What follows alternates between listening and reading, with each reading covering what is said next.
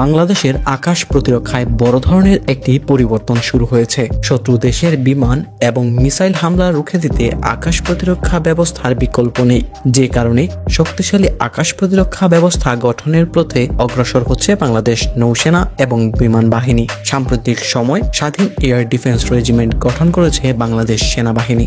সেনাপ্রধান জেনারেল ওয়াকারুজ্জামান 2024 সালের ডিসেম্বর মাসে এক কার্যক্রম ঘোষণা করেন। চট্টগ্রামের 24 পথ ডিভিশনে একটি গুরুত্বপূর্ণ সম্মেলনের মাধ্যমে যাত্রা শুরু করে স্বাধীন এয়ার ডিফেন্স সিস্টেম, স্বাধীন এয়ার ডিফেন্স রেজিমেন্ট। প্রশ্ন হচ্ছে, স্বাধীন এয়ার ডিফেন্স রেজিমেন্ট কেন গুরুত্বপূর্ণ এবং এর মাধ্যমে বাংলাদেশের আকাশ প্রতিরক্ষা ব্যবস্থা কতটা শক্তিশালী হবে? বাংলাদেশ সেনাবাহিনীর আকাশ প্রতিরক্ষা ব্যবস্থা পূর্বে আর্টিলারি রেজিমেন্ট নিয়ন্ত্রণ করত, কারণ দেশের আকাশ প্রতিরক্ষা নিয়ে তেমন কোনো আগ্রহ ছিল না। বাংলাদেশের অর্থনীতি বড় হচ্ছে, ফলে বিভিন্ন অবকাঠামো এবং গুরুত্বপূর্ণ শিল্পাঞ্চলের নিরাপত্তা নিশ্চিত করতে শক্তিশালী এয়ার ডিফেন্স সিস্টেম প্রয়োজন, যার যাত্রা শুরু হয়েছে স্বাধীন এয়ার ডিফেন্স রেজিমেন্টের গঠনের মধ্য দিয়ে। বাংলাদেশ সেনাবাহিনীর এয়ার ডিফেন্স রেজিমেন্ট স্বাধীনভাবে কাজ করলে তার সক্ষমতা দ্রুতই শক্তিশালী হবে, পাশাপাশি দ্রুত সিদ্ধান্ত নিতে পারবে। এজন্য অন্য কোনো রেজিমেন্টের উপর নির্ভরশীল থাকতে হবে না। বর্তমানে বাংলাদেশ একটিমাত্র short range air defence system operate করে, খুব শীঘ্রই মিডিয়াম এয়ার ডিফেন্স সিস্টেম যুক্ত হবে। বিষয়টি সাম্প্রতিক সময়ে সেনাপ্রধান জেনারেল ওয়াকারুজ্জামান এবং বিমান বাহিনীর প্রধান এয়ার মার্শাল হাসান মোহাম্মদ খান নিশ্চিত করেছেন। পর্যায়ক্রমে long range air defence system যুক্ত হবে, অর্থাৎ মাল্টিলেয়ার আকাশ প্রতিরক্ষা ব্যবস্থা গঠন করবে বাংলাদেশ। এটি সামরিক বাহিনীর আধুনিকায়ন পরিকল্পনা ফোর্সেস গোল 2024 আলোকে বাস্তবায়ন করবে। বিষয়টি বাংলাদেশ সেনাবাহিনীর বার্ষিক পঞ্জিকায় প্রকাশিত হয়েছিল, তবে ভূ রাজনৈতিক কারণে বাংলাদেশের তেমন কোনো অগ্রগতি হয়নি। সাম্প্রতিক সময়ে প্রতিরক্ষা সেক্টরকে অগ্রাধিকার দিচ্ছে বাংলাদেশ, বিশেষ করে আকাশ প্রতিরক্ষা ব্যবস্থা শক্তিশালী করতে মরিয়া বাংলাদেশ। বর্তমানে বাংলাদেশ সেনাবাহিনীর নিকট বড় সংখ্যক short range air defence system রয়েছে। প্রায় প্রতি বছর বাংলাদেশ 1 থেকে 2 unit FM-90 short range air defence system যুক্ত করে, তবে এই বিষয়টি টেন্ডার দিলেও আলোচনা হয় না। 2024 সালের ডিসেম্বর মাসেও প্রতিরক্ষা ক্রয় মহাপরিদপ্তর short range air defence system ক্রয় টেন্ডার দিয়েছে। সুতরাং বাংলাদেশের নিরাপত্তায় পর্যাপ্ত short range air defence system অন্তত রয়েছে তা নিশ্চিত।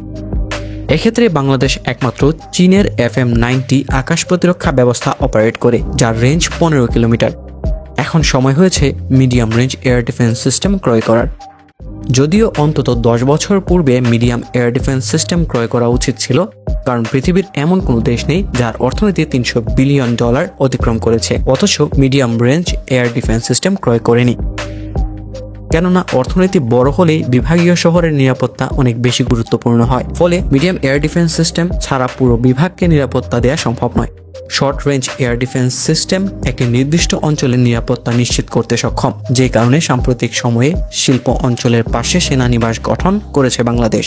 বাংলাদেশের অন্যতম শিল্প অঞ্চল নারায়ণগঞ্জের নিরাপত্তায় সাম্প্রতিক সময়ে ওই অঞ্চলে সেনানিবাস গঠন করেছে, যদিও সেনানিবাস খুব বেশি বড় নয়, তবে এর প্রধান কাজ আকাশ প্রতিরক্ষা নিশ্চিত করা। এজন্য বড় সামরিক ঘাঁটির প্রয়োজন নেই, তবে ঢাকা, চট্টগ্রাম এবং সিলেটের মতো বিভাগীয় অঞ্চলকে এয়ার ডিফেন্স সিস্টেম দিয়ে সুরক্ষা নিশ্চিত করতে হলে মিডিয়াম রেঞ্জ আকাশ প্রতিরক্ষা ব্যবস্থা লাগবে। বিভিন্ন সূত্র অনুযায়ী Bangladesh medium range air defence system কিনেছে, তবে এখনো পর্যন্ত ডেলিভারি পেয়েছে কিনা তা নিশ্চিত বলে বলা সম্ভব নয়। যদি এখন পর্যন্ত medium range air defence system সেনাবাহিনী না পায়, তবে তা শীঘ্রই পাবে। শুধু সেনাবাহিনী নয়, বাংলাদেশ বিমান বাহিনীও medium range air defence system পাবে, যা সাম্প্রতিক সময়ে উভয় সেনাবাহিনীর প্রধান নিশ্চিত করেছেন। এক্ষেত্রে তুরস্কের হিসাব এয়ার ডিফেন্স সিস্টেম বাংলাদেশ কিনেছে এমন তথ্য প্রকাশিত হয়েছিল, কারণ বাংলাদেশে নিযুক্ত তুরস্কের রাষ্ট্রদূত নিজে এটি নিশ্চিত করেছিলেন। সেক্ষেত্রে আশা করা যায় বাংলাদেশ হয়তোবা ইতিমধ্যে ডেলিভারি পেয়েছে অথবা শীঘ্রই পাবে। তুরস্কের হিসার এয়ার ডিফেন্স সিস্টেম বাংলাদেশের পরিপূর্ণ চাহিদা আদৌ পূরণ করতে পারবে কিনা এটি নিয়ে প্রশ্ন আছে, যার প্রধান কারণ দেশটির এয়ার ডিফেন্স সিস্টেম তৈরিতে নবাগত। তাছাড়াও এই এয়ার ডিফেন্স সিস্টেম যখন অর্ডার করেছে তখন এর রেঞ্জ ছিল 25 কিলোমিটার, পরবর্তীতে এর রেঞ্জ 40+ কিলোমিটারে উন্নতি করেছে। ফলে বাংলাদেশ সেনাবাহিনীর জন্য 25 কিলোমিটার রেঞ্জের এয়ার ডিফেন্স সিস্টেম মিডিয়াম রেঞ্জের জন্য কোনোভাবেই গ্রহণযোগ্য নয়। তা আপগ্রেড সংস্কার হলে তা বাংলাদেশের জন্য যথেষ্ট হবে, কারণ 40 কিলোমিটার রেঞ্জের এয়ার ডিফেন্স সিস্টেম যে কোনো বিভাগকে গুরুত্বপূর্ণ সকল অঞ্চলে নিরাপত্তা নিশ্চিত করতে পারবে। এছাড়াও বিমান বাহিনীর জন্য ইউরোপীয় medium range air defence system ক্রয়ের আলোচনা হয়েছিল, তবে আশা করা যায় বাংলাদেশ বিমান বাহিনী অন্য কোনো দেশের এয়ার ডিফেন্স সিস্টেম কিনবে। পর্যায়ক্রমে লং রেঞ্জ এয়ার ডিফেন্স সিস্টেমের দিকে অগ্রসর হবে।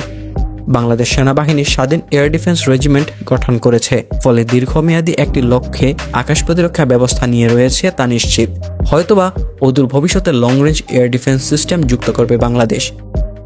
বিমান বাহিনীতে যুদ্ধবিমান যুক্ত করার পূর্বে long range air defence system ক্রয়ের কোনো সম্ভাবনা নেই, কারণ যুদ্ধবিমানের সঙ্গে ডাটা লিঙ্ক সিস্টেম মিল রেখে এয়ার ডিফেন্স সিস্টেম কিনতে হবে।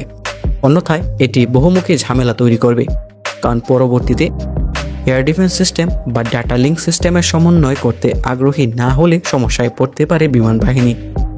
যেমন তুরস্ক রাশিয়া থেকে S-400 এয়ার ডিফেন্স সিস্টেম কিনেছে, ফলে তাদের কাছে যুদ্ধবিমান রপ্তানি করতে পর্যন্ত চাচ্ছে না যুক্তরাষ্ট্র। সুতরাং এয়ার ডিফেন্স সিস্টেম এবং যুদ্ধবিমানের সমন্বয় খুবই গুরুত্বপূর্ণ।